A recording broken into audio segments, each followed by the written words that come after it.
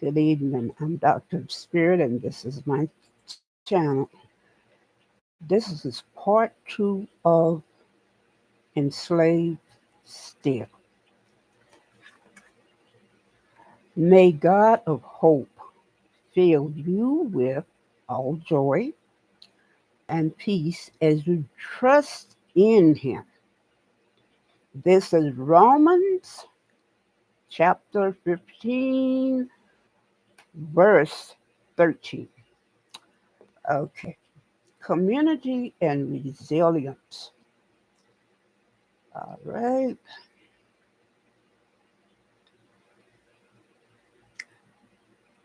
Family and faith, family, church, and education became central elements of the people of color after slavery.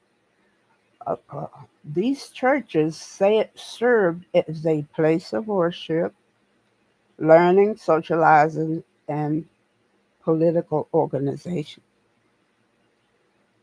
Uh, these ministers emerged as community leaders, and the desire for education led to the establishment of our own schools and colleges, such as Fisk University and Howard University. Okay. Uh, Cultural and social contribution. Despite the challenges, people of color made significant cultural, social, and economic contribution to American society.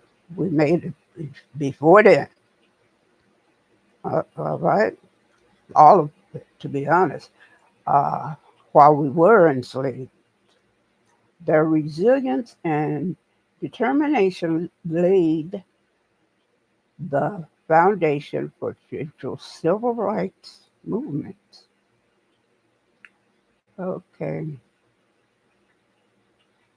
The transition from slavery to freedom was complex and fraught with difficulties, but it also marked the beginning of a long struggle for equality and justice that continues this day.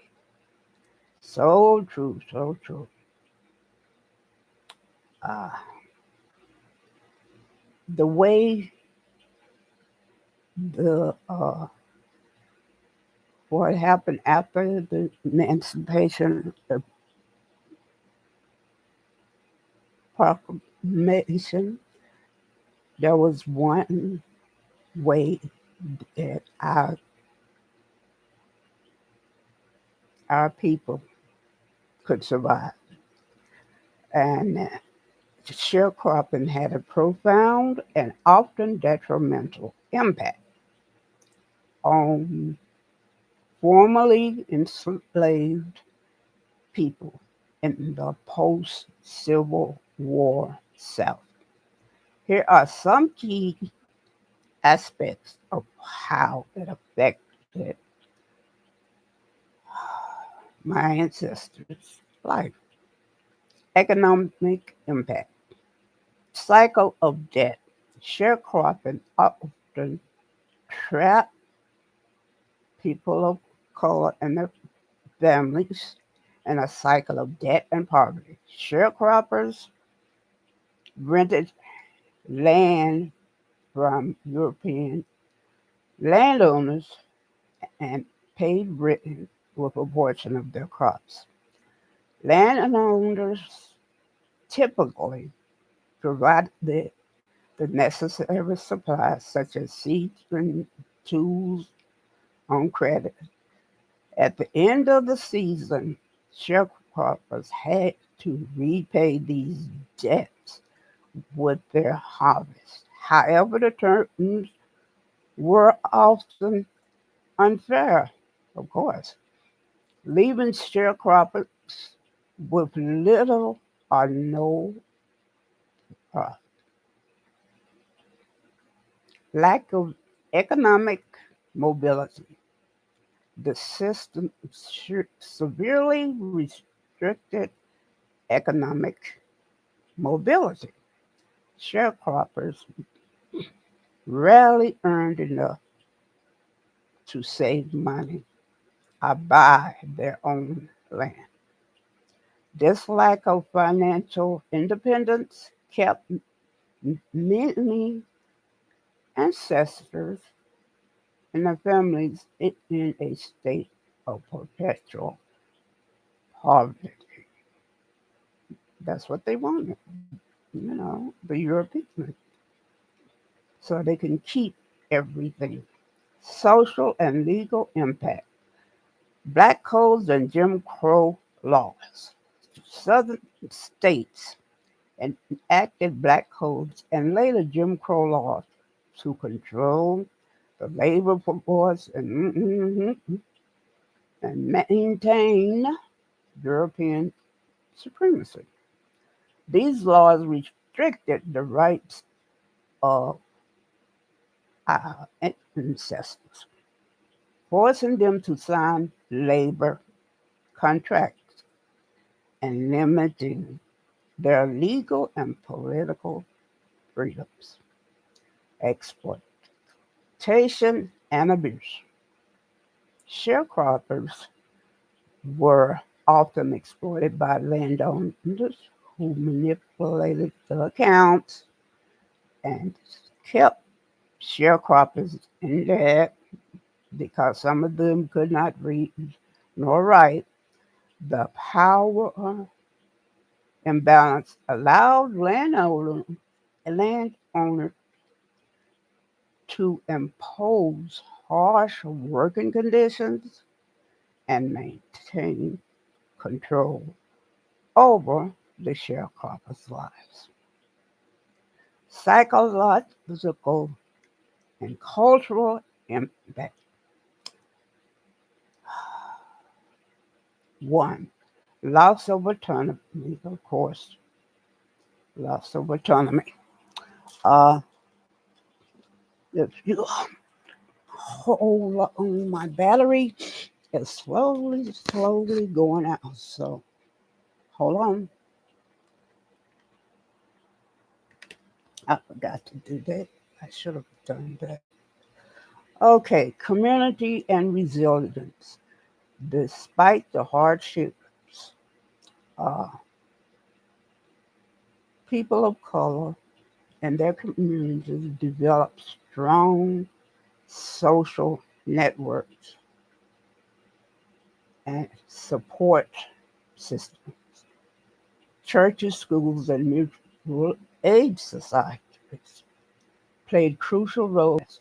The economic disadvantages of sharecropping contributed to generational poverty among people of color in the family. The lack of access to education and economic opportunities hindered social mobility for future generations. And all of this is still going on. Wake up, my people. Wake up. We're still enslaved. Okay, civil rights movements, but it's more a political thing. They do it through policy of the president and the state government and all of that. They still doing it. Civil rights movement, the injustices of sharecropping, and the broader system of racial discrimination fueled the civil rights movement in the mid 20th century. Activists fought for equal rights, economic justice, and the end to systematic racism, but it's still going on. Racism is here, it never left. Okay, sharecropping was a system that, while providing a means of subsistence, ultimately perpetuated economic and social disparities for many people of color. It was a stark reminder that the struggle for true freedom and equality continued long after the abolition of slavery. Yes, Lord, it's still going on now. After the abolition of slavery, violence against people of color, particularly in the form of lynchings, became a widespread and brutal method of enforcing racial subjugation and uh, European supremacy. Okay, I'm going to stop there, and the next time, maybe tomorrow, I don't know, I need to rest. And this will show you things wasn't any different after the post-wars. They was worse, to be honest. Uh, so I will be talking to you the next time on the lynching and racial terror, and this will be part 3. Okay, on enslavement still. All right, let me see here. Icebreaker.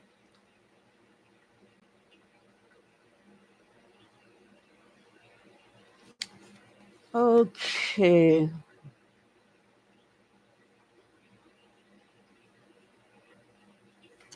Okay. Here it is. Right. Icebreaker. See the ice? The thing, see that? That's ice. And this is the question. Okay. What is one thing you appreciate about your own resilience or ability to bounce back from difficult situations? The fact that I don't give up on things just because it's hard, and I learned that from my father. Uh, I stick with it, do what I'm supposed to do, and God has His part, and He will do His part to accomplish what I am trying to do because I did not give up. And that's what I appreciate, that I come out the tunnel better than I was before because I did not give up. So that's what I appreciate about my resilience.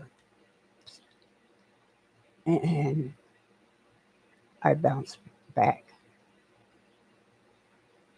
quicker because I praise God and have trust in Him. always. So, thank you everyone for supporting this channel, and please share and subscribe and take care of yourself and each other. And please pass it on. And thank you. Namaste. Thank you so much, everyone.